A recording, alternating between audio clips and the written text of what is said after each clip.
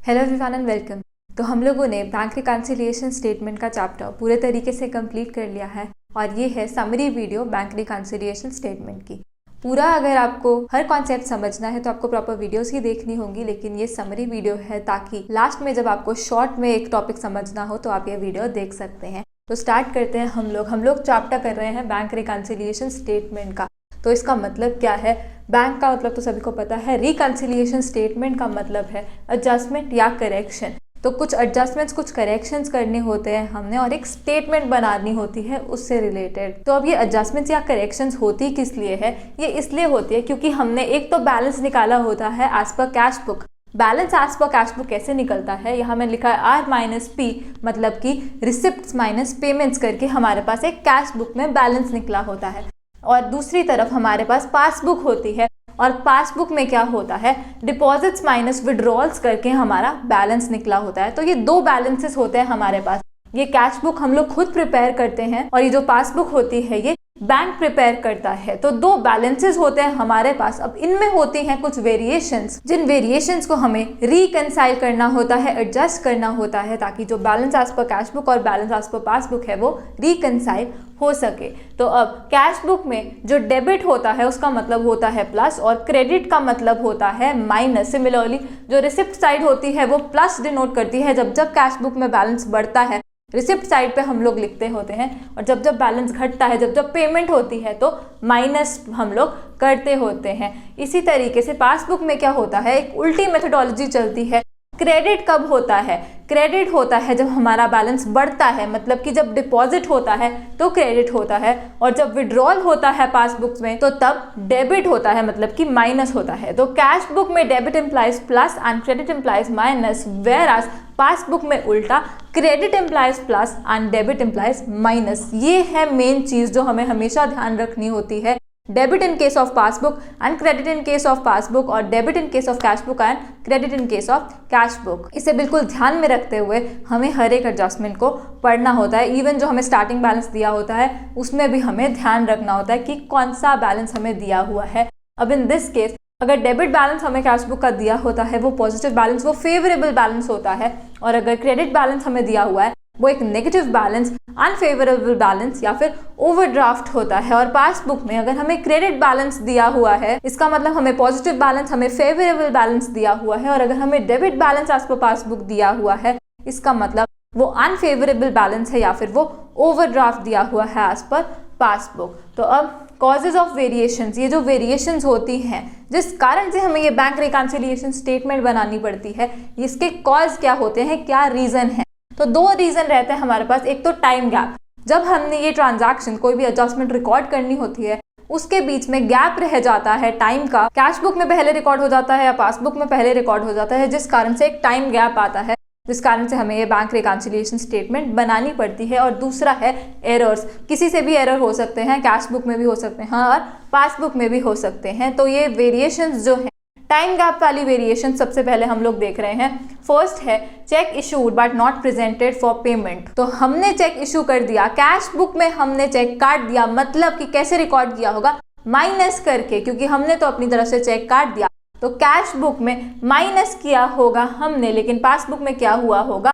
Passbook में कुछ भी नहीं हुआ होगा, because this cheque was not presented for payment. Passbook तो तभी माइनस करती है जब it is actually presented for payment. तो पासबुक में कुछ भी नहीं हुआ होगा और कैश बुक में हुआ होगा माइनस, कम करा होगा बैलेंस। ये हम इसलिए लिख रहे हैं यहाँ पर क्योंकि हमें सबसे पहले देखना होता है कि हर एक एडजस्टमेंट के कारण कैश बुक में क्या हुआ है और पासबुक में क्या हुआ है। तो सेकेंड एडजस्टमेंट देखते हैं। यहाँ लिखा है cheque paid into bank for collection but not yet credited. हमने तो चेक दे दिया बैंक को फॉर कलेक्शन, मतलब कि कैश बुक में तो हमने बैलेंस बढ़ा लिया। यहाँ पे मैंने लिखा है CB प्लस, मतलब कैश बुक में बैलेंस बढ़ा लिया, लेकिन it is not yet credited. Credit in case of bank passbook क्या होता है?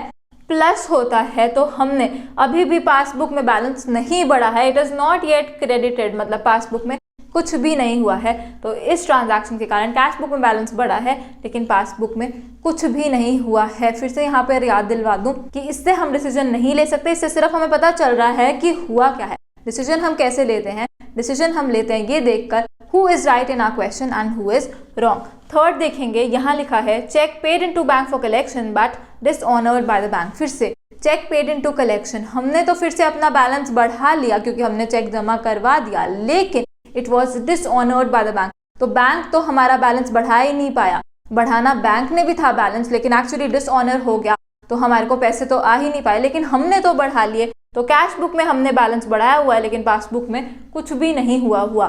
फोर्थ है इंटरेस्ट अलाउड बाय बैंक, मतलब कि interest paid by the bank. Bank ने इंटरेस्ट अलाउ किया है तो बैंक ने हमारा बैलेंस पासबुक में बढ़ा दिया होगा पर कैश बुक में कुछ भी नहीं हुआ होगा। तो यहाँ मैंने लिखा है कैश बुक में नथिंग और पासबुक में बैलेंस बढ़ाया हुआ होगा। फिफ्थ है interest charge by the bank, इसका उल्टा, वहां पे वो अलाउ कर रहा था बैंक, यहाँ पे इंटरेस्ट चार्ज किया है उसने, तो बैंक ने क्या किया होगा, पासबुक में बैलेंस कम कर दिया होगा, इसलिए मैंने लिखा है पासबुक में माइनस और कैश बुक में कुछ भी नहीं हुआ है। सिक्स्थ है bank charges and commission charged bye the bank, तो बैंक ने बैंक चार्जेस कुछ कमीशन हमारे काट लिए हैं तो सीधा बैलेंस कम कर देता है बैंक, तो पासबुक में तो माइनस हुआ है लेकिन कैश बुक में क्या, कैश बुक में कुछ भी नहीं हुआ है। उसके बाद क्या है, सेवेंथ लिखा हुआ है customer directly deposited into bank, customer ने सीधा बैंक में जाके पैसे जमा करवा दिए या चेक दे दिया और वो ऑनर हो गया, तो क्या हुआ होगा, पासबुक में बैलेंस बढ़ा दिया जाएगा क्योंकि सीधा बैंक ने ही हमारा बैलेंस बढ़ा दिया, लेकिन कैश बुक में क्या हुआ है, कैश बुक में कुछ भी नहीं हुआ है। एट्थ है interest and dividend collected by bank, तो बैंक हमारे लिए इंटरेस्ट और डिविडेंड सीधा कलेक्ट करके ले आया तो बैंक में पासबुक में बैलेंस बढ़ा होगा और कैश बुक में कुछ भी नहीं हुआ होगा। नाइन्थ और लास्ट है टाइम गैप वाला difference, direct payment made by the bank on our behalf, कुछ स्टैंडिंग ऑर्डर्स, कुछ स्टैंडिंग इंस्ट्रक्शंस हमने बैंक को दी होती है जिस कारण से वो डायरेक्टली पेमेंट कर देता होता है बैंक, तो बैंक ने तो हमारा बैलेंस माइनस कर दिया होगा, कम कर दिया होगा, तो पासबुक में ये माइनस हुआ होगा और कैश बुक में क्या हुआ होगा, कुछ भी नहीं हुआ होगा, इसलिए लिखा है कैश बुक में नथिंग। अब जो एरर्स होते हैं हमारे, दूसरा टाइप ऑफ कोर्स एरर्स होता है, तो एरर्स कैश बुक में भी हो सकते हैं, पासबुक में भी हो सकते हैं। वो एरर्स ओमिशन के हो सकते हैं, कुछ छूट गया हमसे रिकॉर्ड करना, हमसे कैश बुक में छूट गया या पासबुक से ओमिशन हो गई, और दूसरा कमीशन कुछ गलत रिकॉर्ड कर लिया, चाहे अमाउंट गलत रिकॉर्ड कर ली, चाहे गलत साइड पे रिकॉर्ड कर ली। और फिर होता है टोटलिंग एरर्स, और टोटलिंग एरर्स में हमारे पास आता है ओवरकास्टिंग और अंडरकास्टिंग। ओवरकास्टिंग मतलब टोटल ज्यादा लगा दिया, actual total was less, and undercasting का मतलब उल्टा, टोटल कम लगा दिया, एक्चुअल टोटल वाज मोर। तो कास्टिंग का मतलब ही क्या होता है, कास्टिंग का मतलब होता है टोटलिंग। अब टोटल या तो ज्यादा लगेगा जिसे ओवरकास्टिंग बोलेंगे, या फिर कम लगा हुआ है जिसे कि अंडरकास्टिंग बोलेंगे हम लोग। तो अब इसमें हमारे पास दो मेथड्स थे, एक तो लॉजिकल मेथड था सोचने का जो कि मैंने अच्छे से समझाया हुआ है, इस चीज को यूज करके हमने सोचना होता है कि बैलेंस एक बुक में निकलता ही कैसे है। और दूसरा मेथड होता है हमारा ये कि कैश बुक में रिसिप्ट या डेबिट साइड क्या होती है, प्लस है उसके लिए सिंबल, और पेमेंट या क्रेडिट साइड क्या होती है, माइनस है उसके लिए सिंबल। और पासबुक में क्या है, डिपॉजिट या क्रेडिट वाला जो कॉलम होता है उसके लिए प्लस, और विड्रॉल या डेबिट वाला कॉलम जो होता है उसके लिए माइनस है सिंबल। और साथ ही में कास्ट शॉर्ट या अंडरकास्टिंग के लिए सिंबल है माइनस और ओवरकास्टिंग के लिए सिंबल है प्लस। अब इसका कॉम्बिनेशन को यूज कर हमें पता चल जाता है जो भी बुक में अंडरकास्टिंग या ओवरकास्टिंग हुई है, चाहे किसी भी साइड की चाहे किसी भी कॉलम की हुई हो, उस कारण से उस बुक में बैलेंस बढ़ा हुआ है कि कम हुआ है। और इतनी चीज पता चलने के बाद उसके बाद हम लोग देखते हैं कौन सही है कौन गलत है, और उस हिसाब से हम लोगों ने इफेक्ट देना होता है।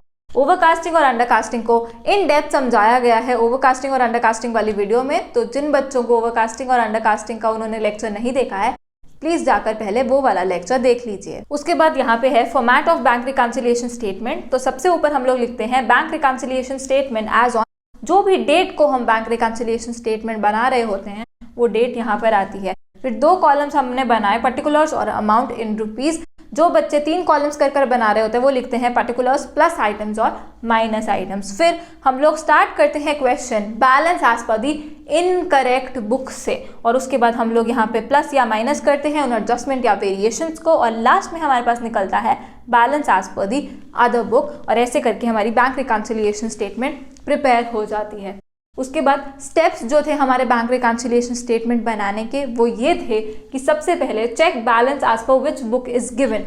हमने सबसे पहले क्वेश्चन में देखना होता है कि किस बुक का हमें बैलेंस दिया है, कैश बुक का दिया है, पासबुक का दिया है। जिस बुक का भी बैलेंस दिया है we consider it to be wrong. तो कंसिडर इट रॉन्ग, जिसका बैलेंस दिया होगा उससे हम क्वेश्चन स्टार्ट करेंगे, balance as per that book. अब यहाँ पे ध्यान रखना है पॉजिटिव बैलेंस दिया है कि नेगेटिव बैलेंस दिया है, उसके लिए फिर से देखना पड़ेगा कैश बुक का दिया है कि पास बुक का दिया है। कैश बुक में debit balance, positive balance, credit balance, negative balance, और पास बुक में उल्टा credit balance, positive balance, debit balance, negative balance. तो सिंबल का भी आपने ध्यान रखना है, और जो लोग प्लस आइटम्स माइनस आइटम्स कर रहे हैं उन्हें ध्यान रखना है प्लस आइटम्स में लिखना है कि माइनस आइटम्स में लिखना है। और ध्यान क्या रखना है साथ में, जिसका भी बैलेंस दिया हो, चाहे कोई भी बैलेंस दिया हो, उस बुक को हमने गलत मानना है, जो कि हम वर्किंग नोट में जाकर लिख लेते होते हैं। उसके बाद for every variation right the effect given in cash book and passbook. Her variation, जो भी हमें वेरिएशन इनमें से दी होगी, हमने देखना है कैश बुक में क्या हुआ, पासबुक में क्या हुआ, और वो हमने वर्किंग नोट में लिख लेना है। आप चाहे तो आप अपने दिमाग में भी कर सकते हैं, बट हमने यही सोचना है कैश बुक में क्या हुआ और पासबुक में क्या हुआ, जो कि डिटेल में आपको बताया गया था लेक्चर में। और उसके बाद हमने क्या करना है, then give net effect as per the correct book. हमने नेट इफेक्ट देना है as per the correct book. जो भी हमारे क्वेश्चन में ठीक होगा उसके हिसाब से हमने नेट इफेक्ट देना है, और वो नेट इफेक्ट ही वहां जाके प्लस या माइनस होता है, कहाँ, बैंक रिकॉन्सिलिएशन स्टेटमेंट में। उसके बाद यहाँ इंपॉर्टेंट चीज जो हमने ध्यान में रखनी है, date on which the bank reconciliation statement is being prepared should be given due consideration. ध्यान रखना है किस डेट को ये बैंक रिकॉन्सिलिएशन स्टेटमेंट हमारी बन रही है, क्योंकि उसी डेट तक का जो इफेक्ट है वो हमारा इस बैंक रिकॉन्सिलिएशन स्टेटमेंट में आएगा। साथ ही में always remember that changes are taking place in the net balance. ये जो भी चेंजेस इस बैंक रिकॉन्सिलिएशन स्टेटमेंट में हो रहे हैं वो नेट बैलेंस में हो रहे हैं। तभी हम क्वेश्चन स्टार्ट किससे करते हैं, balance as per whatever book. तो ये जो बैलेंस होता है वो रिसिप्ट माइनस पेमेंट्स करके जो निकलता है, या जो डिपॉजिट्स माइनस विड्रॉल्स करके निकलता है, उसी में सारे चेंजेस हो रहे होते हैं। और लास्ट चीज, right amounts in the correct column. जो लोग प्लस आइटम्स माइनस आइटम्स कर रहे हैं, ध्यान रखना है कि जो ओपनिंग बैलेंस दिया है वो, और साथ ही में जो भी वेरिएशन का इफेक्ट होगा प्लस आइटम्स वाले में लिखना है कि माइनस आइटम्स वाले में लिखना है। और जो एक कॉलम बनाकर कर रहे हैं, ध्यान रखना है जो भी नेगेटिव अमाउंट होगी वो ब्रैकेट में लिखनी है, और positive amount without any bracket लिखनी है। तो इसी के साथ ये वाली समरी वीडियो यहाँ पर खत्म होती है। आई होप सभी को बैंक रिकॉन्सिलिएशन स्टेटमेंट अच्छे से समझ आ गया हो विद लॉजिक। तो अब हम लोग मिलेंगे नेक्स्ट वीडियो में। Thanks for watching, bye bye.